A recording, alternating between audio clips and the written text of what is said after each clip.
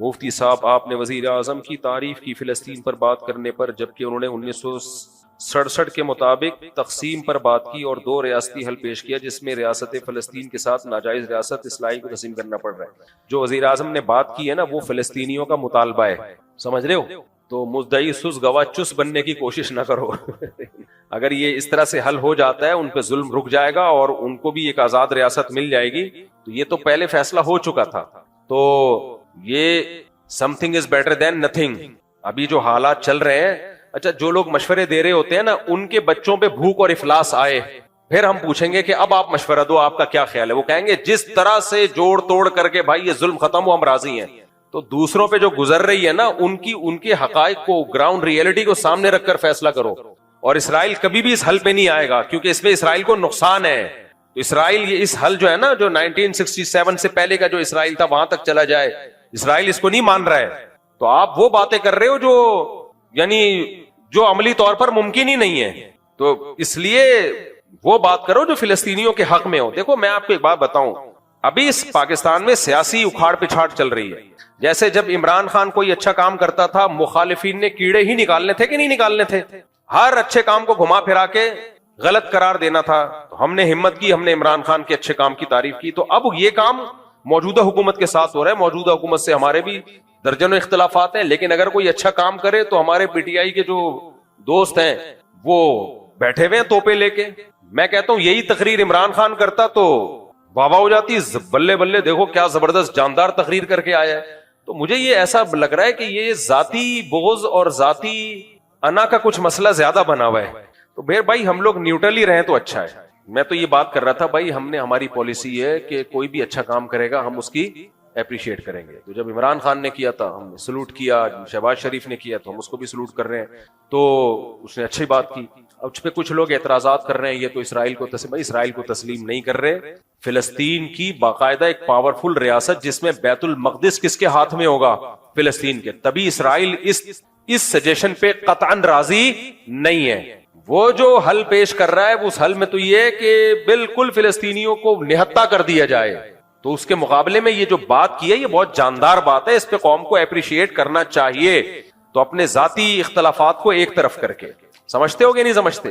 بعض لوگ تو یہاں تک بات کر رہے ہیں کہ یہ اسرائیل کو تسلیم کرنے جا رہے ہیں، اسرائیل کو تسلیم کرنے جا رہے ہیں۔ ایسا نہیں ہے، پاکستان اسرائیل کو تسلیم کرنے نہیں جا رہا، نہ فوج اسرائیل کو تسلیم کرنے کا کوئی اشارہ دیتی ہے، اور دور دور تک کوئی ارادہ نہیں ہے فوج کا اسرائیل کو تسلیم کرنے۔ بھائی اسرائیل پاکستان کا اتنا بڑا دشمن ہے ہی اسی لیے، بھارت سے اس نے پاکستان پہ اٹیک کروایا اس لیے کہ اس کو پتا ہے کہ کباب میں جو اس وقت سب سے بڑی ہڈی ہے وہ کون سی ہے؟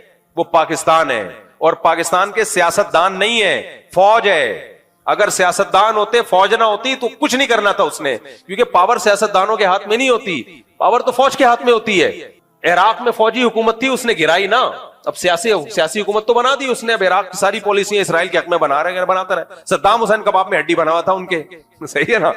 تو اس لیے اسرائیل کے لیے جو اس وقت کباب میں ہڈی ہے وہ پاکستان آرمی ہے، کیونکہ آرمی کا اسرائیلیوں کی بھی ایجنسیاں ہوتی ہیں۔ اگر آرمی کا تھوڑا سا بھی رجحان ہوتا نا ایجنسیوں، اسرائیلی ایجنسیوں کو پتا ہوتا کہ یہ تسلیم کرنے جا رہے ہیں، پھر انڈیا سے یہ کچھ اٹیک وٹیک نہیں کرواتے وہ۔ اس لیے میرے بھائی عمران خان سے آپ محبت کریں، عمران خان کو فیور کریں، 100 دفعہ کریں، لیکن یہ نہیں کہ اوٹ پٹانگ آپ جو بھی حکومت کوئی اچھا مثبت کام کرے تو آپ نے بس اس کے اگینسٹ ہی جانا ہے۔ ڈالر کو اسٹیبل کر لیا ہے فوج نے، ڈالر کو اسٹیبل کر لیا، جس سپیڈ سے ڈالر تباہ ہو رہا تھا نا، گر رہا تھا، وہ روکا ہے۔ اسمگلنگ پہ پابندی لگا کے باقاعدہ فوجیوں کی لڑائی ہوئی ہے بارڈر پہ، جو اسمگلنگ ہو کے جا رہا تھا، فوجی شہید ہوئے اس میں بہت زیادہ۔ تو یہ فوجی جوانوں نے قربانی دی ہے جو ڈالر کو یہاں لا کے روکا ہے، ورنہ ڈالر بے لگام ہو گیا تھا بالکل، کوڑیوں کے یعنی ہماری کرنسی کوڑیوں کے داموں ہونے والی تھی جو حالات چل رہے تھے۔ تو اس لیے بھائی کسی کا کلمہ پڑھنے کی ضرورت نہیں ہے، جو اچھی بات کرے اس کو فیور کرو، جو بری بات کرے اس کو کیا کہو؟ اس کو غلط کہو، بس ختم، یہ پالیسی رکھو۔ باقی سیاستدانوں میں تو ہر آدمی کا کوئی ہیرو ہوتا ہے، جو ہیرو ہے اس کو ہیرو رہنا، تو اس کو کس نے منع کیا؟ گورنمنٹ کی طرف سے کوئی پابندی تھوڑی ہے۔ میرے کتنے لوگ ہیں جو میرے بیان سنتے تھے مجھے بار بار کہ آپ نے وزیر اعظم شہباز شریف کی اس مسئلے میں تعریف کر دی ہے تو آپ کا بیان سننا چھوڑ دیا ہم نے، آپ بھی 2 ٹکے کے آدمی نکلے۔ جب میں عمران خان کی تعریف کرتا تھا تو بہت سے لوگوں نے میرے بیان سننا چھوڑ دیا تھا کہ آپ تو خود یہودی ایجنٹ نکلے، اور اب میں نے میاں شہباز شریف نے جو اچھا کام کیا اس کی تعریف کر دی تو آپ بھی یہودی ایجنٹ نکلے۔ جو ادھر والے ہیں وہ بھی ہمیں یہودی اور بکاؤ، اور یہ والے بھی بکاؤ، تو 4 آپ جیسے چند لوگ رہ گئے ہیں ہو سکتا ہے اگلے بیان میں آدھے گھر چلے جائیں. تو نہ اتنی جلدی کسی سے محبت کرو، نہ اتنی ذرا ذرا سی باتوں پہ کسی سے بدگمانی کرو. اور علماء کے بارے میں تو ایک بات یاد رکھو، علماء سے آپ دین سیکھنے کے لیے آتے ہو، جائز ناجائز سیکھنے کے لیے آتے ہو. تو میڈیکل سائنس کی وہ کوئی بات کریں، آپ بول دو مفتی صاحب غلط کہہ رہے ہیں. میں اگر بولتا ہوں میڈیکل سائنس یہ کہتی ہے کہ یہ کھانے سے طاقت آتی ہے، آپ بولو مفتی صاحب ہیں، مفتی صاحب نے اس دن جو مسئلہ بتایا تھا نا اوپر والا پورشن بھائی بنائے تو یہ شرعن کیا ہے، یہ ٹھیک ہے. باقی مفتی صاحب نے جو بتایا کہ گوشت کھانے سے مسل بنتے ہیں، جم جانے سے یہ ہوتا ہے، یہ ڈاکٹروں کی فیلڈ ہے، مفتی صاحب سے اس میں غلطی ہوئی ہے، بول دو، کوئی ایسا مسئلہ نہیں. یہ نہیں بولو کہ مفتی صاحب کذاب، دجال، پھینکو، بکاؤ. مفتی صاحب نے جم والوں سے پیسے لیے ہوئے ہیں تاکہ جم کے فضائل سنائیں. مفتی صاحب اس دن کہہ رہے تھے کہ دیسی مرغی کھایا کرو، اصل میں ان کا دیسی مرغی کا بزنس ہے. یہ پھر زیادتی ہو جائے گی. تو اختلاف کر لو، 100 دفعہ کر لو، بھائی ہماری فیلڈ ہی نہیں ہے نا یہ میڈیکل سائنس. اگر بول دوں تو آپ بولو غلط بول دیا، ختم. ہمارے بھی بعض بزرگ ایسے ہیں جنہوں نے کوئی بات کی، ہمارے شیخ حضرت مفتی رشید احمد صاحب، میں ان سے بیعت تھا اور ایسی عقیدت مجھے اب بھی ان سے ہے نا کہ آپ سوچ نہیں سکتے. لیکن وہ میڈیکل سائنس میں ڈاکٹروں کو کہتے تھے یہ الو بنانے کی مشینیں ہیں. اللہ معاف فرمائے. زندگی بھر حضرت نے ایلوپیتھک کوئی دوا نہیں کھائی ہے، زندگی بھر حکیمی دوائیں کھاتے تھے، ہومیوپیتھک اور حکیمی. ایلوپیتھک دوا کے کبھی قریب بھی نہیں پھٹکے وہ. لیکن ہماری رائے یہ ہے کہ یہ ان کی رائے یہ صحیح نہیں تھی، ان سے غلطی ہوئی ہے. اس میں ایلوپیتھک اتنا برا نہیں ہے جتنا ہم اس کو سمجھتے ہیں، بلکہ حکیموں میں فراڈ زیادہ ہے. اور حضرت کی ڈیتھ بھی شوگر سے ہوئی ہے، چیک اپ نہیں کرایا حضرت نے. انہوں نے فرمایا ڈاکٹر کے پاس جانا ہی نہیں ہے، میں گھر میں مروں گا، ہسپتال میں نہیں مروں گا.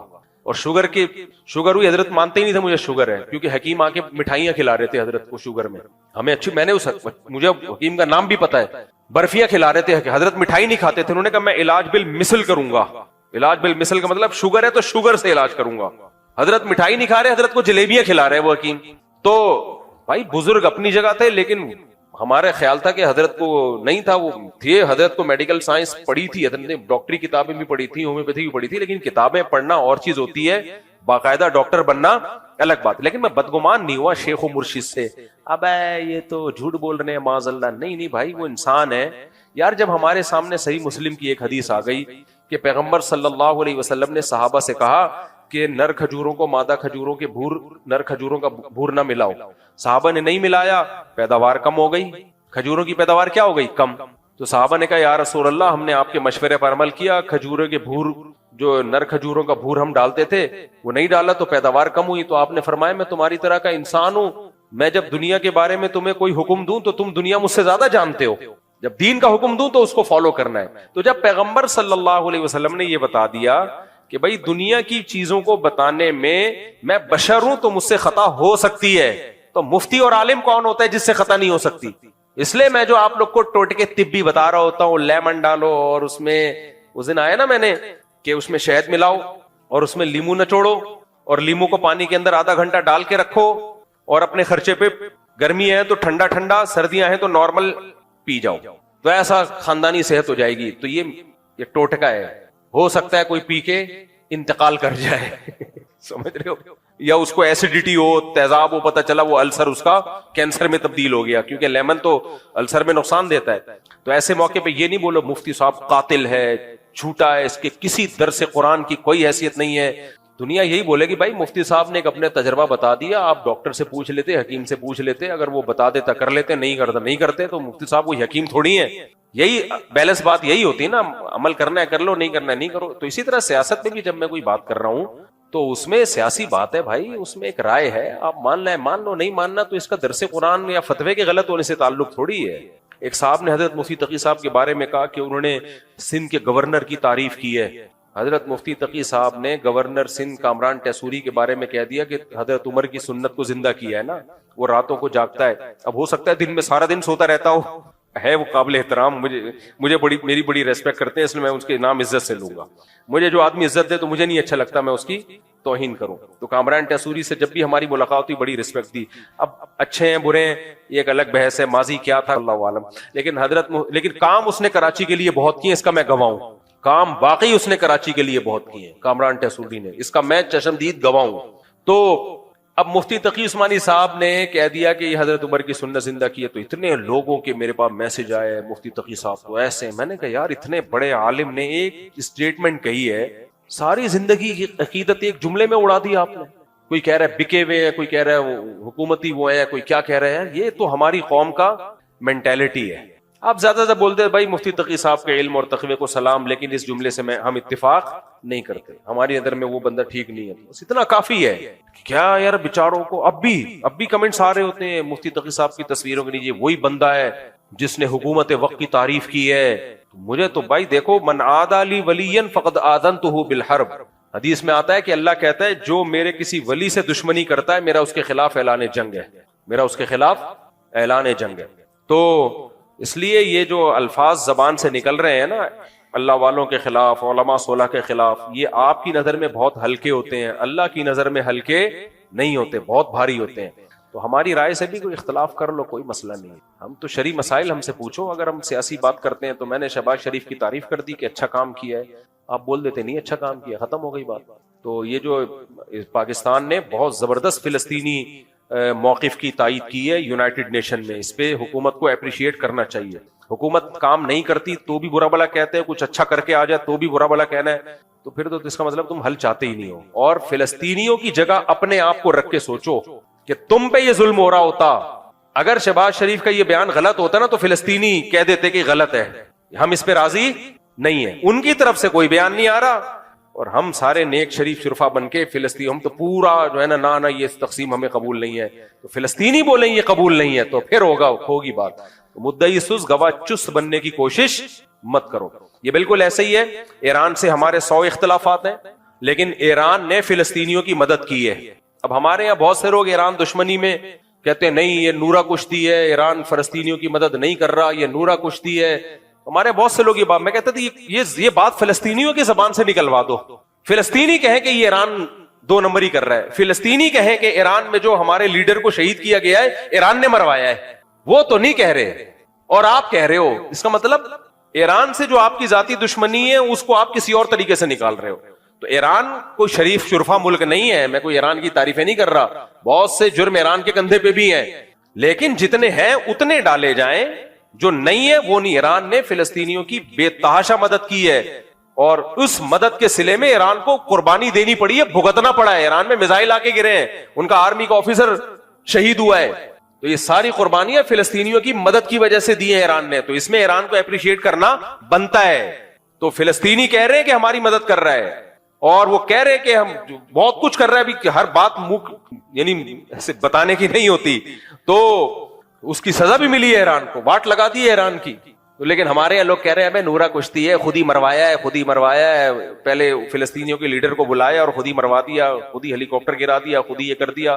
بند کمرے میں بیٹھے ہوئے ہیں, منہ میں پان ہے اور تبصرے ایسے کر رہے ہوتے ہیں جیسے پتہ نہیں ان سے بڑا فنٹر اس کائنات میں کوئی پیدا ہوا نہیں.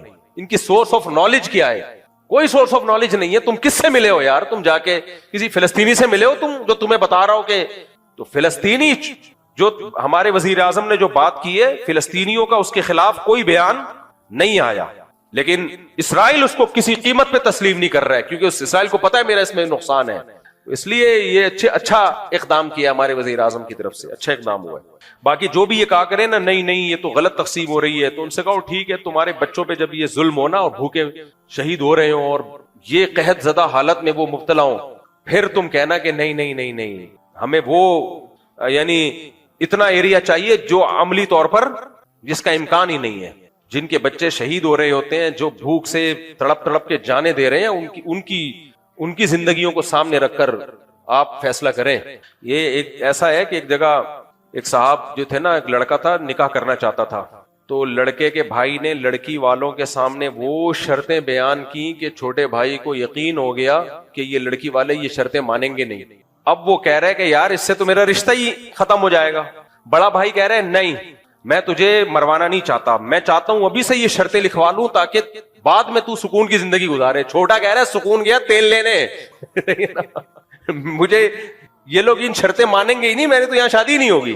تو یہ بعض دفعہ ایسا ہوتا ہے, وہ کوئی خیر خواہ بن رہا ہوتا ہے, آپ کو کہہ رہا ہوتا ہے کہ بھائی یہ بہت یعنی اس میں یہ ہے, تو اس کو پتا ہوتا ہے بھائی یہ عمل ہی نہیں ہوگا اس کے اوپر, تو یہ میرے ہاتھ سے یہ جو پیکج ہے نا یہ نکل جائے گا.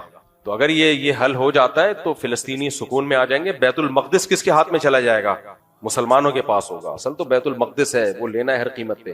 اس لیے میرا خیال ہے کہ شہباز شریف نے اچھی تقریر کی ہے تو وہ آپ اختلاف کرو 100 دفعہ، لیکن کام خاندانی ہو گیا ہے۔ الٹرا ساؤنڈ پتہ چلا کہ بھائی 2 مہینے کا حمل ہے اور بچہ بالکل معذور ہے اور دل کے بال بھی بند ہوئے ہیں، اور ہاں تو جان کا خطرہ ہے، ماں کی بھی تو ضائع کروا سکتے ہیں 2 ماہ کا حمل، ایسی شدید مجبوری میں ضائع کروا سکتے ہیں۔ 22 ماہ کا تو عاقل بالغ ہو گیا، بڑا ہو گیا اس کا مطلب ہے۔ اچھا 22 ہفتے 5.5 ماہ کا ہے، پھر ضائع نہیں ہو سکتا حمل۔ اگر یہ غالب گمان ہے کہ بچہ پیدائش سے پہلے مر جائے گا ماں کے پیٹ میں، زندہ پیدا نہیں ہوگا، ڈاکٹر کہتے ہیں کہ یہ ماں کے پیٹ میں کچھ وقت کے بعد جا کے مرے گا یہ، لیکن اس وقت پھر ماں کی زندگی خطرے میں ہوگی تو پھر ضائع کروا سکتے ہیں۔ لیکن اگر زندہ پیدا ہونے کی امید ہے تو پھر اس کے پیدا ہونے کا انتظار ہر صورت میں کیا جائے گا، خود سے نہیں مار سکتے۔ دیکھو کوئی بھی مرنے والا ہو نا تو آپ کو اجازت نہیں ہے اٹھا کر کے گولی مار دو آپ اس کو، ٹھیک ہے نا۔ مفتی صاحب میری وائف عالمہ ہے، ویسا تیرا خیر نہیں ہے اور مجھ سے انتہائی بدتمیزی کرتی ہے، بات پہ چیزیں اٹھا کے مارتی ہے، ماشاء اللہ۔ حدیث بتاتا ہوں تو کہتی ہے کہ وہ بولتی ہے کہ حدیث اپنے پاس رکھو، استغفر اللہ۔ یہ تو کفریہ جملہ ہے بھائی، اس طرح حدیث کا مذاق اڑانا۔ دیکھو علم الگ چیز ہے، اخلاق اور تربیت الگ چیز ہے۔ پورا میرا جمعے کا بیان اسی موضوع پر ہوتا ہے، لوگ کہتے ہیں ہمیں ڈاکٹر لڑکی چاہیے، ہمیں عالمہ چاہیے۔ بھائی ڈاکٹر بھی اچھی ہے، عالمہ بھی اچھی ہے، لیکن پہلے یہ دیکھو گھریلو ہے یا نہیں ہے، اس کی تربیت ہے یا نہیں ہے۔ تربیت یافتہ ہو، عالمہ نہ ہو، ڈاکٹر نہ ہو، اچھی ہے۔ تربیت یافتہ ہو، ہاں تربیت یافتہ ہو، عالمہ اور یا ڈاکٹر نہ ہو تو گھر چل جائے گا۔ تربیت یافتہ نہیں ہے تو بھلے عالمہ ہو ڈاکٹر ہو، بیڑا وہ تمہیں ٹیکے لگا کے مار دے گی ڈاکٹر صاحبہ۔ خوشی کے موقع پر مٹھائی بانٹنا کیسا ہے؟ محلے کی خاتون ہر موقع پر مٹھائی کا مطالبہ کرتی ہے۔ جب میری نوکری لگی تو بار بار مٹھائی مانگ۔ محلے کی خاتون تیری لگتی کیا ہے پہلے تو یہ بتاؤ، جب نوکری ختم ہوئی تو کیا مٹھائی نہیں دی، اس وجہ سے نوکری چلی گئی، بچوں۔ محلے کی خاتون ان سے مٹھائی کا مطالبہ کر رہی ہیں، مجھ سے کیوں نہیں کر رہی، آپ سے کیوں نہیں کر رہی، جمشید سے کیوں نہیں کر رہی، آپ سے کیوں کر رہی ہیں؟ تو محلے کی خواتین سے اتنا فری ہونے کی آپ کو ضرورت نہیں۔ اگر شادی شدہ ہو تو اپنی بیوی کو بتاؤ کہ وہ محلے کی خاتون مجھ سے مٹھائی کا مطالبہ کرتی ہے تو آپ کی بیوی اس کو مٹھائی کھلائے گی، مٹھائی کے اندر زہر رکھے۔ آپ نے ایک جواب میں کہا تھا کہ ایک شخص کے 3 بیٹے اور تینوں باہر چلے گئے، آپ کو اولادوں کو نصیحت کرنی چاہیے۔ آپ نے ان کے والد کو ہی نصیحت کر دی کہ 3-4 بچے ہوں گے تو یہ ہوگا۔ ویڈیو کے کمنٹس میں اچھے خاصے لوگوں کا اعتراض تھا کہ اگر اولادوں کے دل میں ماں باپ کے لیے احساس ہو، پتہ نہیں کیا لکھا ہوا ہے، ہو تو 10 بیٹے بھی ہوں تو وہ بھی باہر چلے جائیں گے، الٹا ماں باپ کو ہی کہیں گے کہ آپ کون پیدا کریں گے۔ دیکھو میں نے بیان میں کہا تھا کہ 2-3 بچے ہوں گے تو باہر جائیں گے تو جو ہے وہ پھر تو یہی ہوگا، بڑھاپا اکیلے میں گزرے گا۔ تو اس پہ لوگوں کے یہ بتا رہے ہیں، کمنٹس آئے ہوئے تھے کہ آپ بچوں کو سمجھاؤ نا کہ ماں باپ کی کیئر کریں، ماں باپ کے ساتھ رہیں۔ تو 2-3 کیا 10 بچے بھی ہوں گے، اگر ماں باپ کا خیال نہیں کر رہے تو سارے باہر چلے جائیں گے۔ شاید میں نے بیان کرنے میں سمجھا نہیں پایا ہوں گا میں۔ میرا مقصد ہے کہ بعض کو تو باہر بھی جانا پڑتا ہے، کمانا بھی تو انسان کی ضرورت ہے نا، سب کو یہاں روزگار نہیں ملتا۔ زیادہ بچے ہوں گے، کچھ باہر چلے گئے، کچھ یہاں رہ گئے۔ میں دیتا ہوں KPK میں، گاؤں دیہاتوں میں 8-8 10-10 15-15 بچے ہوتے ہیں، 2 ملیشیا میں، 2 ترکی میں، 1 امریکہ میں اور 5 یہاں پر، سمجھ رہے ہیں؟ پھر وہ آتے ہیں تو یہ 4-5 وہاں چلے جاتے ہیں، 1 سال کے لیے تبلیغ میں بھی گیا ہوا ہوتا ہے۔ تو سارے شعبے چل رہے ہوتے ہیں، ماں باپ بھی تنہائی میں نہیں ہوتے۔ ایک آدھ بچہ ہے تو وہ ماں باپ کو سنبھالے گا تو کمائے گا کون؟ کمائے گا تو یہاں ہر ایک کو روزگار نہیں ملتا، بعض کو باہر جانا پڑتا ہے تو یہ تنہا ہو جاتے ہیں۔ اس لیے 1-2 بچے جہاں ہوں گے تو یہ مسائل وہاں کھڑے ہوں گے، اس لیے بچے ہول سیل کے حساب سے ہونے چاہیے۔ اس سلسلے میں یہ بات میں نے کی۔ 18ویں صدی کے شروع میں، 17ویں صدی کے اینڈ میں، سن 1900 کی بات کر رہا ہوں میں، 1901 1902 کی، اس سے بھی کچھ ٹائم پہلے یہ دنیا میں بکھرے ہوئے تھے، دنیا میں کسی کو ان سے دشمنی نہیں، لیکن دنیا میں جہاں بھی گئے کبھی ایسا نہیں ہوا کہ انہوں نے سازشیں ترک نہ کی ہوں۔ ہٹلر جو تھا نا دوسری جنگ عظیم میں تو جرمنی گیا ہوں نا، میں نے وہ قبرستان بھی دکھایا تھا یہودیوں کا۔ ہٹلر نے یہودیوں پہ بہت زیادہ ظلم کیا، جو بالکل غلط کیا۔ ہم اس ظلم کو کبھی بھی حوصلہ افزائی نہیں کرتے، دیگوں میں اٹھا کے زندہ ڈال دیا کرتا تھا۔ ہم اس عمل میں ہٹلر کی بالکل بھی حوصلہ افزائی نہیں کرتے، اس عمل کو اپریشیٹ نہیں کرتے۔ لیکن اس نے ایک تاریخی الفاظ کہے تھے، اسے پتا تھا دنیا مجھے برا کہے گی بعد میں کہ لاکھوں یہودی مار دیے میں نے۔ اس نے کہا میں چاہتا تھا سب کو قتل کر دیتا، ایک بھی زندہ نہ چھوڑتا، لیکن کچھ میں زندہ چھوڑ کے جا رہا ہوں تاکہ دنیا جب مجھے یاد کرے گی نا کہ یہودی ظالم تھا تو دنیا کو پتا چلے گا کہ میں نے ان کو قتل کیوں کیا۔ کچھ چھوڑ کے جا رہا ہوں، یہ چین سے نہیں بیٹھیں گے، دیکھنا کرتے کیا ہیں۔ آج ہٹلر زندہ ہوتا، ہٹلر اگر آج زندہ ہوتا، دنیا کہتی کہ تو بندہ ٹھیک نہیں تھا لیکن بات ٹھیک کر کے گیا ہے. جیسے مشرف بندہ ٹھیک نہیں تھا لیکن بات، اس نے کہا نا دنیا کس کی زبان مانتی ہے؟ ڈنڈے کی. بات ٹھیک کر کے گیا ہے. اور میں آپ لوگوں کو بھی کہتا ہوں، آپ کا گھر بھی ایک چھوٹی سی ریاست ہے. گھر میں آپ کا روب ہوگا تو صحیح چلے گا. گھر روب نہیں ہے تو پھر دماغ سے نکال دو کہ میں محبت اور امن شانتی کے ساتھ گھر صحیح چلے گا. امن شانتی سے ہی چلتا ہے گھر. روب کا ہونا بھی کیا ہے، اس کے بغیر نہیں ہوتا گزارا. سمجھتے ہو کہ نہیں؟ تو اللہ نے آدمی کو آدمی اس لیے بنایا ہے کہ اس کا تھوڑا روب رہے گھر کے اندر. روب ختم تو گھر سے بڑی مصیبت پھر کوئی نہیں ہے. دنیا بھی اسی اصول پہ چلتی ہے. تو 17ویں صدی کے آخر میں ان کو خیال ہوا کہ ہم اتنے سکون سے بیٹھے ہوئے ہیں، اب تک دنیا میں کچھ الٹا پلٹا ہوا کیوں نہیں ہے. ان کو خیال ہوا یہودیوں کو. قرآن نے ان کے بارے میں کیا کہا؟ ضربت علیہم الذلہ، ہم نے ان پر ذلت کو دے مارا ہے. آپ کو پتا ہے کہ یہود کا لفظ اتنی بڑی گالی دنیا کے لیے بن گیا تھا. ایران میں بہت زیادہ یہودی ہیں، پتا ہے آپ کو؟ اسرائیل کے بعد سب سے زیادہ یہودی ایران میں ہیں، لیکن انہوں نے اپنا نام ایران میں یہود نہیں رجسٹرڈ کروایا، کلیمی رجسٹرڈ کروایا ہوا ہے موسیٰ کلیم اللہ کی نسبت سے. کیوں؟ ان کو پتا ہے کہ یہود کا لفظ دنیا میں کیا بن چکا ہے؟ گالی. شرم آئے گی کسی کو بتاتے ہوئے کہ میں یہودی ہوں، اس لیے ایران میں انہوں نے اپنے آپ کو رجسٹرڈ کس نام سے کروایا ہے؟ کلیمی کہتے ہیں ان کو. میں مانتا ہوں سارے یہودی ایسے نہیں ہوتے، میں نے پہلے وضاحت کر دی. ہمیں یہودیوں سے دشمنی نہیں ہے، کیونکہ قرآن جہاں یہودیوں کی برائی بیان کرتا ہے وہاں قرآن یہ بھی کہتا ہے لیسوا سواء، سارے ایک جیسے نہیں ہیں.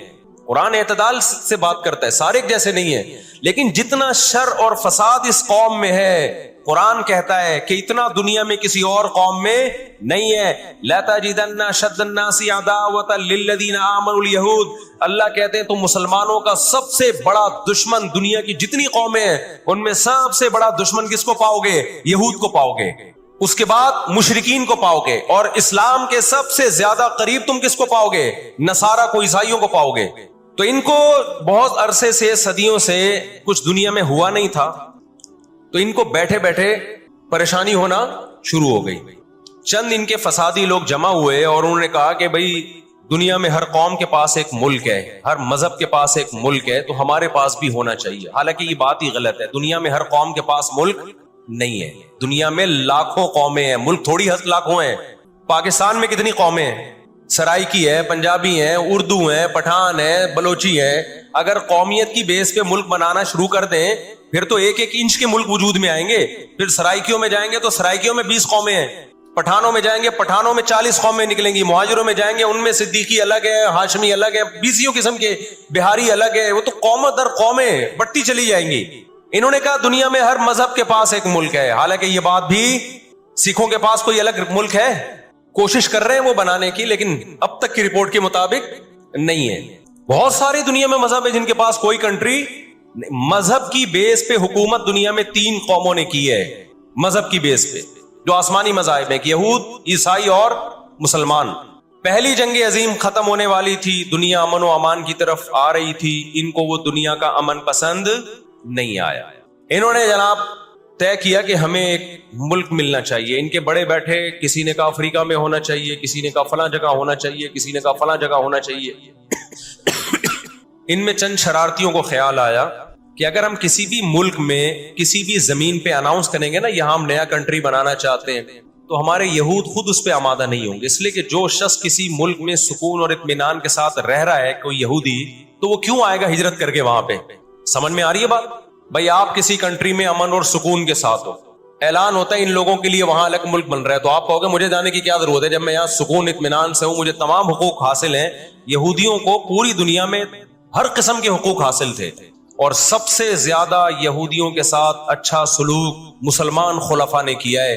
یہودی خود اس کے معترف ہیں کہ مسلمانوں کی اور ہماری جنگیں وہ بنو قریظہ اور بنو نذیر کے بعد، وہ جو مدینہ کے دور میں اس کے بعد کبھی بھی نہیں ہوئی ہیں. مسلمانوں کی لڑائیاں یا تو اہل فارس سے ہوئی ہیں، ایران جو پہلے کا ایران تھا، یا عیسائیوں سے ہوئی ہیں، یہودیوں سے جھڑپیں نہیں ہوئی ہیں. تو ان کو خیال ہوا بیٹھے بیٹھے کہ ہمیں الگ ریاست چاہیے. مختلف جگہوں کا سلیکشن ہوا، سب ریجیکٹ ہو گیا. تو صہیونیوں کو خیال آیا کہ اگر ہم بیت المقدس کا نعرہ لگاتے ہیں کہ ہمیں بیت المقدس دوبارہ چاہیے، یہ ہمارے آباء و اجداد کا وطن ہے، تو الگ ریاست کا منجن بہترین طریقے سے بک سکتا ہے. مذہبی لوگ جہاں لوگوں کو صحیح گائیڈ کرتے ہیں، خوب سمجھ لو مذہب کے نام کا منجن بھی مذہب میں ہی بکتا ہے. آج بھی ایسا ہو رہا ہے. بہت سی مذہبی تحریکیں لیبل کس کا لگا رہی ہوتی ہیں؟ اسلام میں بھی ایسا ہی ہے. جہاں اسلام میں آپ کو اچھی تحریکیں ملیں گی وہاں ایسی تحریکیں بھی ملیں گی کہ لیبل کس کا لگایا جا رہا ہوتا ہے؟ مذہب کا، اور مقصد اس کے پیچھے دنیاوی مفاد ہوتے ہیں. اس کو سمجھنے کی ضرورت ہے. ہمارے یہاں جہاں بھی نعرہ لگ جائے نا مذہب کا تو لوگ سارے گدھے گھوڑوں کی طرح اکٹھے ہو جاتے ہیں. یہ نہیں دیکھتے کہ اس کے پیچھے اس کے مقاصد کیا ہیں. تو نعرہ یہ لگایا گیا، اللہ کرے میں جلدی سے مختصر ہسٹری سمیٹ دوں پھر آپ کے سامنے بات رکھوں. نعرہ یہ لگایا گیا کہ چونکہ بیت المقدس ہمارا تھا، یعقوب علیہ السلام، یوسف علیہ السلام، موسیٰ علیہ السلام اور جتنے پیغمبر گزرے، یحییٰ علیہ السلام، زکریا علیہ السلام، ان سب کا مرکز کون سی جگہ ہے؟ ارض مقدس فلسطین. تو فلسطین کے نام پہ پوری دنیا سے یہودیوں کو فلسطین میں جمع کرنا ہمارے لیے پاسبل ہے. مگر یہودی بکھرے ہوئے تھے، ان کے پاس اتنی طاقت نہیں تھی. دو سازشیں انہوں نے کی ہیں. نمبر ایک، تجارت اپنے کنٹرول میں لو. قرآن کہتا ہے وَأَخْذِهِمُ الرِّبَا وَقَدْ نُهُوا عَنْهُ. اللہ نے ان پر سود لینے پر پابندی لگائی تھی. انہوں نے دنیا کو سود کے نظام میں لپیٹ دیا. پوری دنیا کی دولت مرتکز ہو کے کس کے پاس آنے لگی؟ یہودیوں کے پاس. مذہبی ریاست بنائی جا رہی ہے. اس کی مثال ایسے ہے جیسے ہم مسجد بنا رہے ہیں اور بندوق ہاتھ میں لے کے لوگوں کو ڈکیتیاں کر کے پیسہ لاؤ. جتنا پیسہ بنے گا، جتنا پیسہ اکٹھا ہوگا، ہم اس کے لیے اسے کیا بنائیں گے؟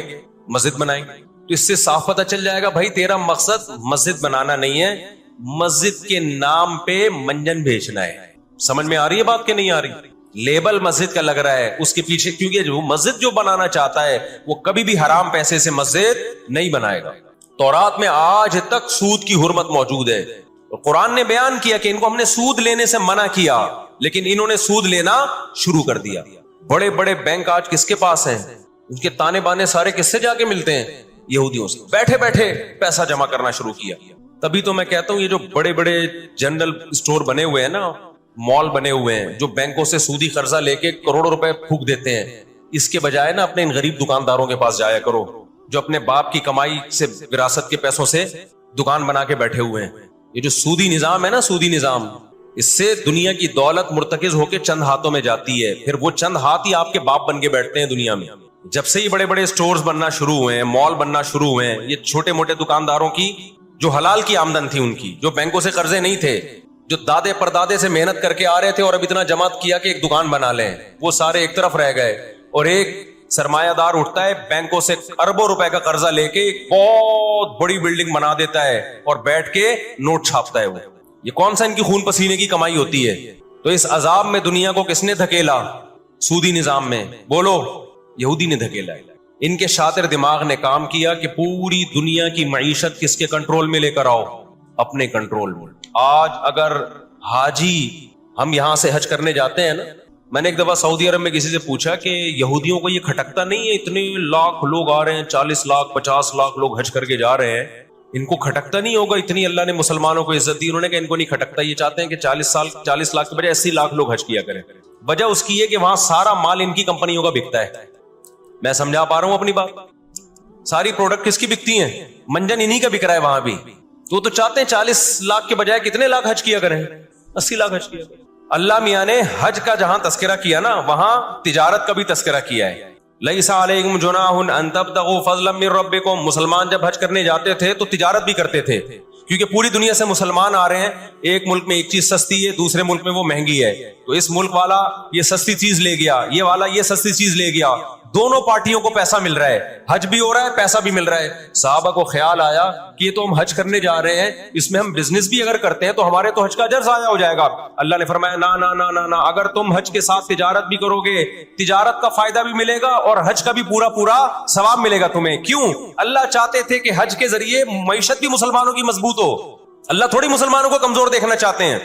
آج حج مسلمان کر رہا ہے، گناہ بھی معاف کروا کے آ رہا ہے، فائدہ کس کو ہو رہا ہے؟ یہودی کو ہو رہا ہے. میں نے وہاں سعودی عرب میں کسی بڑے سے پوچھا، میں نے کہا یار آپ مسلمانوں کی پروڈکٹ یہاں کیوں نہیں بیچتے؟ انہوں نے کہا ایک دفعہ ہم نے پاکستان سے مرغی منگوائی تھی، چکن پاکستان سے منگوائی تھی تاکہ بلا شک و شبہ حلال ہو، ان سب کو پتا ہو کہ حلال ہے. ایک دفعہ بھیجی، اس کے بعد 2 نمبری کی ان لوگوں نے. تو سعودیہ نے بین کر دیا. آپ کے جتنے مسالے ہیں نا, میں نام نہیں لے رہا کمپنیوں کے, ایک ایک کا نام لے کے بتاتا. میں ابھی مسقط ایک ہفتہ رہا ہوں, میں نے وہاں دبا کے بد پرہیزی کی ہے. لڈو بھی کھائے, مٹھائیاں بھی کھائیں, بریانیاں بھی پھوڑی, ایک دفعہ پیٹ خراب نہیں ہوا. جرمنی گیا, پھوڑ پھاڑ کے آیا, پیٹ خراب نہیں ہوا. سعودی عرب گیا, پھوڑ پھاڑ کے آیا, پیٹ خراب نہیں ہوا. یہاں آیا ہوں, کھچڑی کھا کے پیٹ خراب ہو جاتا ہے. پتہ نہیں کیا کھلا رہے ہیں یار ہمیں. مسقط میں نے پوچھا یار یہاں پیٹ نہیں خراب ہو رہا؟ انہوں نے کہا یہاں آپ کے مسالوں پر پابندی ہے, پاکستان سے مسالوں پر یہاں کیا ہے, پابندی ہے, اس لیے پیٹ خراب نہیں ہو رہا. جرمنی میں مجھے وہاں لوگوں نے بتایا کہ جرمنی میں پاکستانی مسالوں پر کیا ہے, پابندی ہے, اس لیے پیٹ خراب نہیں ہو رہا. جہاں پاکستان سے مسالہ جائے گا لوگوں کے پیٹوں کی ایسی کی تیسی کر دے گا وہ. یہ ہے بزنس, سمجھ رہے ہو. پھر کچھ مسالے آ رہے ہیں وہاں پہ, لیکن ان میں وہ ٹیسٹ نہیں ہے جو یہاں ہے. وجہ کیا ہے کہ یہاں جو کیمیکل ڈل رہا ہے نا ٹیسٹ کے لیے, وہ کیمیکل کے بغیر جا رہے ہیں, پھر وہ ایکسپورٹ ہو رہے ہیں, اس لیے اس میں وہ ٹیسٹ تو نہیں, لیکن صحت نہیں خراب کر رہے. یہاں فوکس کیے جا رہا ہے ٹیسٹ کو. صحت گئی تیل لینے, اور آپ اور میں کھا رہے ہیں الحمدللہ, آتے ہی پیٹ خراب ہو گیا. خیر, تو یہود نے کس کو, اب دیکھو یہود نے بڑی ایمانداری سے بزنس کیا کہ ہم ایسی پروڈکٹ مارکیٹ میں بیچیں گے جو ایک نمبر ہوگی, اور بہت ساری سازشیں بھی کی, ایسی ایسی سازشیں ہوئی ہیں. انہوں نے دیکھا کہ جو مسلمان کمپنی بہت زیادہ آگے بڑھ رہی ہے نا, آپ کو یاد ہے پولکا کمپنی, ایک پولکا کے ہم آئس کریم میں کھایا کرتے تھے بچپن میں, عیدی ملتی تھی. ایسی بڑی بڑی کمپنیوں کو جب دیکھا نا ترقی کر رہی ہیں, منہ مانگی قیمت دے کے خرید کے بند کر دیا کہ ایک دفعہ انویسٹ کر دو, اچھا خاصا لگا دو پیسہ, لیکن ان کو آگے نہیں بڑھنے دو. اس کا نتیجہ یہ نکلا کہ دنیا غلام بنتی چلی گئی. اکنامکلی کس کی غلام بن گئی؟ آج امریکہ اسرائیل کو غلط کہہ کے بھی کس کا ساتھ دیتا ہے. مجھے یاد ہے چند سال پہلے امریکی صدر نے بیان دیا تھا اسرائیل نے یہ غلط کیا ہے, یونائٹڈ نیشن کے لا کی پابندی نہیں کی ہے, لیکن ہم پھر بھی کس کے ساتھ ہیں؟ پورے الفاظ بتا رہا ہوں میں, پھر بھی ہم کس کے ساتھ ہیں؟ مانتے ہوئے. پتا ہے وہ اس کی مثال, وہ 50-50 میں ایک آیا کرتا تھا نا, 50-50 میں ایک کلپ وائرل ہوا ہے کہ کمنٹری ہو رہی ہے کہ سلیم اللہ بہت اچھا کھیل رہا ہے اور کلیم اللہ تو کھیل ہی نہیں رہا. اب لوگ جو کمنٹری کرنے والا ہے اس سے کہہ رہے ہیں بھائی یا تو کھیل ہی نہیں رہا, وہ جو تماشائی تھے وہ چھوڑ کے جانے لگے تو غلط کمنٹری کر رہا ہے. اس نے کہا تم جہنم میں چلے جاؤ لیکن کھیل یہی صحیح رہا ہے, بھلے تم جاؤ. وہ انہوں نے کہا ہم گھر جا رہے ہیں, انہوں نے کہا تم گھر نہیں, تم جہنم میں جاؤ, لیکن یہی سلیم اللہ بہترین کھیل رہا ہے. پھر دکھایا کہ پیچھے بندوق رکھی ہوئی ہے کسی نے. تو اس وقت امریکہ کو گچی سے کس نے پکڑا ہوا ہے؟ طاقت امریکہ کے پاس زیادہ ہے, سازشیں کس کے پاس زیادہ ہیں؟ اسرائیل کے پاس. معیشت پہ ایسا قبضہ کیا ہوا ہے, گچی سے پکڑا ہوا ہے کہ ہلنا نہیں. آج پوری دنیا میں فلسطینی نہتے ہو گئے. جب اسرائیل کے قیام کا اعلان کیا نا یہودیوں نے, تو دو کام کیے, میں جلدی سے بات کو سمیٹوں. ایک تو یہ کہ معیشت کس کے کنٹرول میں لو, سود کے ذریعے, بزنس کے ذریعے, حلال تجارت کے ذریعے, اس طرح سے کنٹرول میں آتی نہیں ہے. وہ سود جو تمام مذاہب میں حرام ہے, عیسائیت میں بھی, یہودیت میں بھی, اسلام میں بھی, اس سود کو پروموٹ کیا دنیا میں, تاکہ سود کے ذریعے آپ اندرون سندھ جاؤ نا, بڑے بڑے زمینداروں نے ہاریوں کو, کسانوں کو اپنے کنٹرول میں لیا ہوا ہے سودی قرضے دے کے. وہ بےچارے ہل نہیں سکتے, ساری زندگی ان کے غلام بنے رہتے ہیں وہ. اللہ جزائے خیر دے, ہمارے جامعۃ الرشید کے ایک استاذ ہیں, بڑے مالدار بھی ہیں, انہوں نے وہاں جا کے بہت سارے ہاریوں کے قرضے ادا کر کے ان کو اس غلامی سے نکالا ہے. اور بہت سے ان میں ہندو بھی ہیں بہت سارے, وہ مسلمان بھی ہوئے ہیں, ان کو اور ہر طرح سے سپورٹ کرنا, ایسے ادارے بنے ہوئے اندرون سندھ.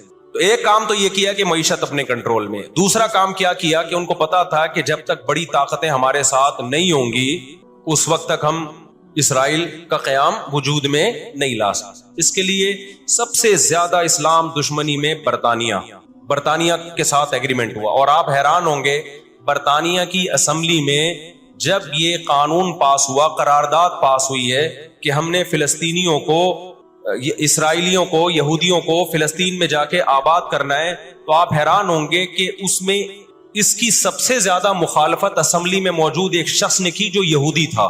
اس نے ایک آواز اٹھائی کہ اگر ہم نے ایسا کیا تو اب تک 1000 سال سے زیادہ عرصہ ہو گیا ہماری مسلمانوں سے کبھی لڑائی نہیں ہوئی ہے. اگر ہم نے ایسا کیا تو پوری مسلم دنیا ہمارے اگینسٹ ہو جائے گی اور دنیا ایک نہ ختم ہونے والی جنگ میں آپ دنیا کو جھونک دو گے.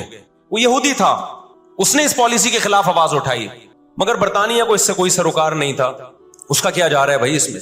میں نے بتایا نا یہ دنیا کے بڑے بڑے جو تہذیب سکھاتے ہیں نا ہمیں، ان کی تہذیب بس یہی ہوتی ہے کہ روڈ ایسے پار کرنا ہے آپ نے، اور لال بتی پہ آپ نے رک جانا ہے، ٹیکس آپ نے ٹائم پہ ادا کرنا ہے. یہ چھوٹی موٹی، ایک مسجد سے چپل چرانے والا چور ہوتا ہے نا، پٹتا وہی ہے. کبھی بڑے اسمگلر کو دیکھا آپ نے؟ کیا ہو گیا بھائی، گھنٹی بجا کے بھاگنے والا بچہ پکڑا بھی جاتا ہے، پٹتا بھی ہے. مسجد سے چپل چرانے والا پٹتا بھی ہے. لیکن کچھ چور ایسے ہوتے ہیں 3 پیس سوٹ اور ٹائی میں، بڑا زبردست بریف کیس ان کے پاس، اس میں پورا اسمگلنگ کا پیسہ ہوتا ہے، لاکھوں لوگوں کی جان اس میں خون بہا ہوتا ہے، اس کا پیسہ ہوتا ہے، عزتوں کے سودے ہوتے ہیں. تو یہ بڑی بڑی طاقتیں اس طرح کرتی ہیں. اور کمال کی بات ہے، راحت اندھوری کے ایک شعر ہے نا، کہ مجھے شعر تو یاد نہیں رہا، اس کا مفہوم یاد رہ گیا ہے کہ ہمارے قاتلوں کو کہاں ڈھونڈتے پھرو گے. ایک شاعر نے تو کہا ہے کہ اپنی معشوقہ کو، کہ ہمارے قاتلوں کا، یعنی ہماری قاتل تو آپ ہو، آپ کی محبت میں ہم مرے ہیں. اس نے کہا کہ ہمارے قاتلوں کو کہاں ڈھونڈتے پھرو گے. کیا ہے کہ ہمیں قتل کا الزام ہم ہی پر رکھ دو، ہم ہی پر الزام ڈال دو، یعنی مقتول ہی پہ الزام ڈال دو کہ یہی قاتل ہے. آج دنیا میں سب سے زیادہ دہشت گردی کا شکار مسلمان ہو رہا ہے، کشمیر میں بھی. اور میں کشمیر کے بارے میں نیوز چینل کی رپورٹ پیش نہیں کر رہا، میں دنیا میں جاتا ہوں، مقبوضہ کشمیر کے مسلمانوں سے بھی ملتا ہوں. نام ان کے ہائی لائٹ نہیں کیے جا سکتے، ان کی ویڈیو نہیں ڈالی جا سکتی ورنہ انڈیا ان کو تنگ کرے گا. مقبوضہ کشمیر میں کوئی ایک مسلمان ایسا نہیں ہے جو انڈین گورنمنٹ سے خوش ہو. ابھی مسقط میں ایک خاتون ملی مقبوضہ کشمیر سے، مجھے تو لوگ پہچان لیتے ہیں، کہنے لگے مفتی صاحب خدا کا واسطہ آپ آواز اٹھائیں، ہم پر بہت ظلم کر رہا ہے انڈیا، بہت مار رہا ہے ہمیں کشمیر میں، بتاؤ دنیا آواز اٹھا رہی ہے اس پہ، کیونکہ مسلمان کا خون بہ رہا ہے. روہن گیان میں کس کا خون بہتا ہے؟ برما میں مسلمان کا خون بہتا ہے. فلسطین میں کس کا خون بہ رہا ہے؟ مسلمان کا خون بہ رہا ہے. جہاں مسلمان کا خون بہے گا دنیا منہ پہ ٹیپ لگا لیتی ہے. جہاں کوئی ایک غیر مسلم، ہماری نظر میں مسلمان کا خون بہے یا غیر مسلم کا، ہم فرق نہیں کرتے، کسی پہ بھی ظلم ہوگا ہم آواز اٹھائیں گے. لیکن دنیا یہ فرق کرتی ہے، لیبل یہ لگاتی ہے کہ انسانیت پہلے مذہب بعد میں، لیکن ان کا ایٹیٹیوڈ بتاتا ہے کہ ان کی نظر میں مذہب پہلے ہے، انسانیت بعد میں ہے. دنیا میں سب سے سستا خون مسلمان کا ہو گیا ہے. تو 2 کام کیے. نمبر 1 اکنامکلی مضبوط کرنا ہے، سود کے ذریعے، تجارت کے ذریعے نہیں، سودی تجارت کے ذریعے. اس کے بعد کیا کیا؟ برطانیہ سے معاہدہ ہوتا ہے، اور چند سالوں میں 1917 میں برطانیہ نے اعلان کیا کہ بھئی ہم پوری دنیا سے یہودیوں کو لا کے کہاں آباد کریں گے؟ فلسطین میں. اس وقت مکمل فلسطین کس کا تھا؟ عربوں کا تھا، وہ مسلمانوں کا تھا. چند سال میں 33% یہودی اسرائیل میں آ کے، فلسطین میں آ کے آباد ہو گئے، اور وہ وہاں گڑبڑ شروع کر دی انہوں نے. نہتے فلسطینیوں کو مارنا، قتل کرنا، ان کی زمینوں پہ قبضہ کرنا. فلسطینیوں نے آواز اٹھائی، غیرت مند لوگ ہیں وہ، انہوں نے کہا لن نترک شبرا للذلی، ہم ایک بالش بھی نہیں دیں گے. جب تک سلطان عبد الحمید تھا نا، خلیفہ مسلمانوں کا، اس نے یہودیوں سے کہا تھا کہ شاپر میں مٹی اٹھا کے بھی لے جانے نہیں دوں گا فلسطین کی. سمجھتے ہو؟ دیکھو مسلم حکومت چاہے کیسی نالائق ہو، خلافت چاہے کیسی نالائق ہو، اس کا وجود نہ ہونے سے بہرحال بہتر ہے. آج لوگ کہتے ہیں ترک بدعتی تھے، ترک میں مزار تھے. میں مانتا ہوں یہ چیزیں غلط تھیں، لیکن اب مزار ختم ہو گئے، اس کے بجائے دوسری غلط چیزیں بہت ساری آ گئی ہیں، اور بہت ساری الٹی چیز. جب تک ایک ہماری ریاست تھی، ایک حکومت تھی، نہ بوسنیا کا مسئلہ کھڑا ہوا تھا اور نہ اسرائیل کا مسئلہ کھڑا ہوا تھا. تو 33% یہودی آ کے آباد ہوئے. 1945 میں جب پہلی جنگ عظیم کا خاتمہ، دوسری جنگ عظیم کا خاتمہ ہوا، برطانیہ کی ایسی کی تیسی ہو گئی تھی. قرآن کہتا ہے وَكَذَلِكَ نُوَلِّي بَعْضَ الظَّالِمِينَ بَعْضًا. یہ عجیب الفاظ ہیں قرآن کے. ہم بعض ظالموں کو بعض کے ذریعے پٹواتے ہیں. ہندوستان میں بہت سارے علماء کھڑے ہوئے انگریز کے خلاف، لیکن شکست ہوئی. اللہ نے پٹوایا کس سے؟ برطانیہ کو، ہٹلر کے ذریعے. ٹھیک ہے برطانیہ جنگ ہارا نہیں، لیکن اتنا کمزور ہو گیا، جو اس نے 200 سال محنت کی تھی بر صغیر پہ کنٹرول کرنے کے لیے، اسے اندازہ ہو گیا کہ اب میں وہ کنٹرول برقرار نہیں رکھ سکتا. اور ہٹلر کے ایصال ثواب کے لیے بر صغیر کے مسلمانوں کو اور ہندوؤں کو آزادی ملی. کس سے؟ برٹش سے آزادی ملی. تو اب کیا ہوا؟ یونائٹڈ نیشن بن چکی تھی. اس کے پیچھے بھی بہت بڑی سازش تھی. خیر یونائٹڈ نیشن جب وجود میں آئی ہے تو برطانیہ تو پیچھے ہٹا، یونائٹڈ نیشن آ گئی. 1947 میں یونائٹڈ نیشن نے فلسطینیوں کی مرضی کے بالکل خلاف ایک کام کیا کہ بٹوارا کیا جائے، یہاں تک یہودیوں کا اور یہاں تک کس کا؟ فلسطینیوں کا. یہ پہلی غلطی تھی یونائٹڈ نیشن کی. جب عدالت انصاف نہیں کرتی نا تو پھر لوگ خود بخود غیر قانونی کاموں پہ آتے ہیں. عدالت جب اپنی ذمہ داری پوری کرتی ہے لوگ غلط چیز کی طرف نہیں جاتے. 1948 میں یا 49 میں، آج دنیا میں بہت سے لوگ کہتے ہیں یہ عرب کنٹریز کیوں نہیں کر رہے. بھائی عرب ممالک 3 بڑی جنگیں لڑ چکے ہیں. یہ جو لوگ الزام لگاتے ہیں نا کہ عرب چپ کر کے بیٹھے ہوئے ہیں، مصر کیوں نہیں کر رہا. مصر کی سرحد ملتی ہے اسرائیل سے، شام کی سرحد ملتی ہے، اردن اور لبنان کی سرحد ملتی ہے. یہ سارے ملک 3 بڑی جنگیں لڑ چکے ہیں اسرائیل کے خلاف، لیکن فتح کس کو ہوئی ہے؟ اسرائیل کو. کیوں؟ اس کے پیچھے کون تھا؟ اس کے پیچھے امریکہ تھا. تو آپ اپنے ملکوں کو برا بلا کہہ کے اس سے کچھ بھی حاصل ہونے والا نہیں ہے، اس سے ان کا وجود بھی ختم ہو جائے گا. 3 بڑی جنگیں ہو چکی ہیں، تمام عرب کنٹریز مل کے اسرائیل پہ حملہ کرتے ہیں. لیکن اس کے نتیجے میں نقصان کیا ہوا؟ یونائٹڈ نیشن نے جو لکیر کھینچی تھی نا یہودیوں کے لیے، یہودی اس لکیر کو کراس کر کے آگے بڑھ گیا اور 80% فلسطین پہ یہودی نے قبضہ کر لیا. اور یہ غزہ کی پٹی جو آج ہے اور جس کو ویسٹ بینک کہا جاتا ہے، اس غزہ کی پٹی پہ مصر کا قبضہ ہو گیا جو ایسٹ میں ہے، اور ویسٹ بینک پہ اردن کا قبضہ ہو گیا. 20% علاقہ میں سے آدھا اردن کے پاس اور آدھے سے کچھ کم مصر کے پاس چلا گیا. باقی 80% کس کے پاس آ گیا؟ اسرائیل کے پاس. پھر 1967 میں بہت بڑی وار ہوئی. یہ میں ان لوگوں کو بتا رہا ہوں جو ہر وقت اسلامی حکومتیں جو رہی صحیح رہ گئی ہیں نا، ہر وقت ان کو برا بلا کہتے رہتے ہیں یہ کچھ نہیں کر رہے، یہ عرب کچھ نہیں کر رہے. یہ 3 جنگیں لڑ چکے ہیں. جب تک تمہارا باپ پیچھے کھڑا ہوا ہے نا امریکہ، اس وقت تک یہ مسئلہ حل نہیں ہو سکتا. پیچھے وہ کھڑا ہوا ہے. اب کیا ہے کہ جی 1967 میں یہ تمام کنٹریز جو بھی اسرائیل کو گھیرے ہوئے ہیں یہ سب مل کے پلان بناتے ہیں، عرب متحد ہوتے ہیں کہ اسرائیل کو ایک ہی دفعہ میں صفحہ ہستی سے مٹانا ہے. اسرائیل کی خفیہ ایجنسیاں اتنی ہوشیار، اتنی متحرک کہ پہلے اطلاع مل جاتی ہے اور مصر کے جہاز جو بمبارمنٹ کے لیے جانے تھے اسرائیل پہ حملہ کرنا تھا، وہ کھڑے کھڑے بہت سارے جہاز ایئرپورٹ پہ اسرائیل تباہ کر دیتا ہے. سمجھ میں آ رہی ہے کہ نہیں آ رہی ہے؟ وہ بہت بڑی پلاننگ سے آیا ہے بھائی. وَقَدْ مَكَرُوا مَكْرَهُمْ وَعِنْدَ اللَّهِ مَكْرُهُمْ وَإِنْ كَانَ مَكْرُهُمْ لِتَزُولَ مِنْهُ الْجِبَالُ. اللہ نے کہا یہ اسلام دشمن جب سازشیں کرتے ہیں، اتنی بڑی سازشیں ہوتی ہیں کہ پہاڑ اپنی جگہ سے ہل جائیں. یہ نا امیدی کی بات ہے لیکن امید کی بات بھی ہے. اللہ کہتا ہے عند اللہ مکرہم، اللہ کو ان کی مکر اور تدبیر کا علم ہے. یہ مسلمانوں سے نہیں لڑ رہے، یہ کس سے لڑ رہے ہیں؟ اللہ سے لڑ رہے ہیں. تو خوشخبری کی باتیں بھی ہیں، وہ میں بتاؤں گا انشاءاللہ ابھی. تو عرب کو شکست ہوتی ہے اور نقصان کیا ہوتا ہے کہ الٹا عربوں کے علاقے اپنے ہاتھ سے نکل جاتے. مصر کا بہت بڑا علاقہ چلا گیا، غزہ بھی خالی ہو گیا، ویسٹ بینک بھی خالی ہو گیا، اور یہ سارے علاقے کس کے قبضے میں چلے گئے؟ یہود کے. شام کے علاقوں پہ بھی یہود کا قبضہ، مصر کے علاقوں پہ بھی. 1973 میں پھر عرب ممالک مل کے لڑتے ہیں اسرائیل کے خلاف تاکہ اپنے علاقوں کو خالی کرائیں ہم. اس میں بھی کیونکہ امریکہ بھرپور سپورٹ کر رہا تھا اسرائیل کو، دبا کے اسلحہ دے رہا تھا. رزلٹ کس کے خلاف گیا؟ مسلمانوں کے خلاف، عربوں کے خلاف. اور ان کو اندازہ ہو گیا کہ اس جنگ میں ہم اپنے علاقے خالی نہیں کروا سکتے. سعودی عرب میں اس دور میں غیرت مند بادشاہ تھے شاہ فیصل شہید رحمۃ اللہ علیہ، اللہ ان کی مغفرت کرے، ان کے درجات بلند کرے. بڑے مجاہد تھے. انہوں نے عرب ممالک کا اجلاس بلایا اور تیل کی سپلائی بند کر دی. سمجھتے ہیں بات کو کہ نہیں سمجھتے؟ جب تیل کی سپلائی بند ہوئی، اللہ تعالیٰ نے وسائل تو آج بھی مسلمانوں کو دیے ہیں، تیل کی سپلائی بند کی ہے تو اسرائیل گھٹنے ٹیکنے پر مجبور ہو گئے. پھر امریکہ بہادر بیچ میں آئے ایک بڑے بزرگ کا کردار ادا کرتے ہوئے کہ دیکھو لڑائی بھڑائی معاف کرو، اللہ کا گھر صاف کرو، بیٹھ کے مذاکرات کی میز پہ آ جاؤ. تو یہاں بھی مذاکرات کی میز کے پیچھے تیل کا ڈنڈا تھا. سمجھ رہے ہو؟ عربوں کے پاس جو تیل کی اللہ نے ان کو ایک طاقت دی ہے نا، وہ استعمال کی انہوں نے. لیکن لڑائی معاف کرنے میں بھی بہت سارے گیم کھیل گیا. طے یہ ہوا کہ جی جو عربوں کے علاقوں پر اسرائیل نے قبضہ کیا ہے مصر اور شام پہ، وہ اسرائیل واپس کرے گا. ٹھیک ہے، ہم آپ کے علاقے واپس کر رہے ہیں، لیکن مصر کو اسرائیل کو تسلیم کرنا پڑے گا. یہ بہت بڑی مسٹیک ہوئی. کس سے؟ بولو، مصر سے. وہ اس پہ آمادہ ہو گئے چلو ہمارے علاقے تو ہمیں واپس مل رہے ہیں. غزہ سے بھی مصر نے فوجیں ہٹا لیں، غزہ کا علاقہ بھی اسرائیل کے حوالے کر دیا. مصر کو یہ لگا کہ مرتا کیا نہ کرتا.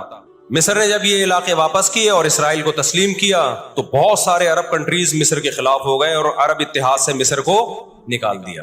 وہ جو بعد میں داخل بھی کر لیا، پھر 1989 میں دوبارہ داخل کر لیا. فلسطینیوں کو اندازہ ہو گیا کہ یہ ممالک جو کچھ کر سکتے تھے کیا ہے، اب ہمیں ہی کرنا پڑے گا، اب ہم دنیا سے کیا ہو گئے ہیں؟ مایوس۔ لیکن ان کی غیرت کو 100 بار سلام، انہوں نے شکست تسلیم نہیں کی۔ دنیا کے مسلم کنٹریز نے شکست مان لی، انہوں نے نہیں کی، لڑتے رہے، بالآخر غزہ کا علاقہ، غزہ سے یہودیوں نے اپنی فوجوں کو یہ غزہ آزاد کرایا، انہوں نے، کوئی ان کے ساتھ نہیں تھا، اکیلے لڑ رہے تھے۔ 2006 میں غزہ میں الیکشن ہوئے اور حماس بھاری اکثریت سے جیتتی ہے۔ امریکہ اور اسرائیل نے اس قانونی حکومت کو جو الیکشن کے ذریعے ہوئی ہے، میں نے بتایا نا ان کے قوانین ان کے لیے ہی ہوتے ہیں، ویسے جمہوریت الاپتے شاپتے رہتے ہیں، لیکن جہاں جمہوری طرز پر ان کی مرضی کے خلاف ہو جائے تو پھر جمہوریت نہیں چاہیے ان کو، جہاں آمریت سے کام چلتا ہے وہاں آمریت چاہیے۔ یہ سارے اصول اور ضابطے کس کے لیے ہیں بھائی؟ ہم غریبوں کے لیے، ہم غریبوں کے لیے۔ آپ کو پتہ ہے پاکستان میں کوئلے کی بلوچستان میں اتنی کانیں ہیں کہ 200 سال تک فری بجلی ہمیں مل سکتی ہے، لیکن دنیا ہمیں نکالنے نہیں دیتی کہ انوائرمنٹ، ماحول خراب ہوگا، جبکہ بہت سارے ملکوں میں کوئلے سے بجلی بن رہی ہے، وہاں کا ماحول خراب بولو نہیں۔ سمجھتے ہو کہ نہیں سمجھتے؟ دنیا کے جو بڑے پیمانے پر جو بڑے بڑے دہشت گرد ہیں نا، وہ کچھ اور ہی ہیں، وہ چھوٹی چھوٹی مسجد سے چپلیں نہیں چراتے، بس ان کا ہم لوگ مسجد سے چپلیں چراتے ہیں اس لیے بدنام ہوتے ہیں۔ 2006 میں جب حماس بھاری اکثریت سے جیتی ہے تو امریکہ اور اسرائیل ان کی حکومت کو تسلیم کرنے سے بولو انکار کر دیا۔ اچھا 1956 میں بھی لڑائی ہوئی ہے، آپ کو پتہ ہے وہ لڑائی کیسے ختم ہوئی؟ اسرائیل کو سپورٹ کیا برطانیہ اور فرانس نے، وہ پیچھے ہٹے رشیا کی دھمکی سے۔ روس کو اندازہ ہو گیا کہ یہ قبضہ کرتے چلے جا رہے ہیں اور ایک بہت بڑی پاور بن کے یورپ اور امریکہ اتحاد بن کے ہمارے سامنے آ جائیں گے، تو ہماری پوزیشن خراب ہو جائے گی۔ روس کون سا کوئی اتنا نیک انسان ہے وہ، لیکن قرآن کہتا ہے نا نولی بعض الظالمین بعضا، ہم بعض ظالموں کو بعض ظالموں ہی کے ذریعے پٹواتے ہیں۔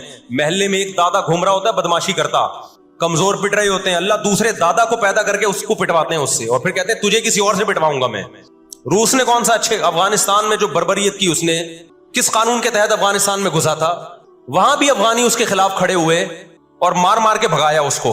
پھر جو آپ کے 40-42 ملک ابھی افغان طالبان کے ساتھ لڑ کے گئے ہیں، وہ کس قانون کے تحت آئے تھے بھائی؟ ایک شخص کو پکڑنے کے لیے، اسامہ بن لادن کو پکڑنے کے لیے آپ نے پوری ریاست کی ایسی کی تیسی کر دی۔ تو ان کے اپنے لیے اصول کچھ اور ہیں، ہمارے لیے اصول بولو کچھ اور ہیں۔ اس لیے انصاف اصل کب ہوگا میرے بھائی؟ آخرت میں۔ لیکن آپ کی اطلاع کے لیے آخرت سے پہلے دنیا میں بھی ایک دفعہ ہوگا، اور یہ ہمارے پیغمبر صلی اللہ علیہ وسلم کی بشارتیں ہیں۔